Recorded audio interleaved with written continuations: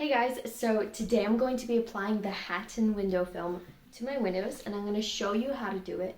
But first I want to tell you a few benefits about it. Alright, so first off, the actual film has a frosted texture as you can see, which is really pretty. So this is anti-glare and it blocks out UV rays, which means it protects you from sun damage. This is very easy to apply and remove without leaving any traces on your window's glass because it is glue-free. And lastly, it avoids neighbors peering in your windows and gives you and your family more privacy while still allowing natural light in.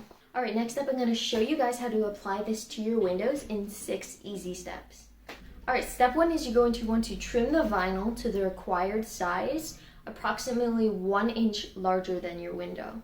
Step 2 is clean the glass surface and make sure it's oil-free, dust-free, and dirt-free. Step 3, you want to wet the glass with water, and the more water you have, the better. Step 4, peel off the protective backing from the window film. Step 5, apply to the window and remove the excess water and air bubbles with a scraper.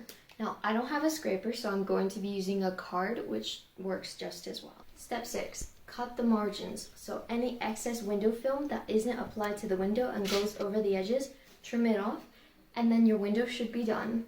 So this is the final result. I really love how it looks. It allows me privacy on the bottom because that's the main part I wanted to cover, while also allowing the top to still have a clear view.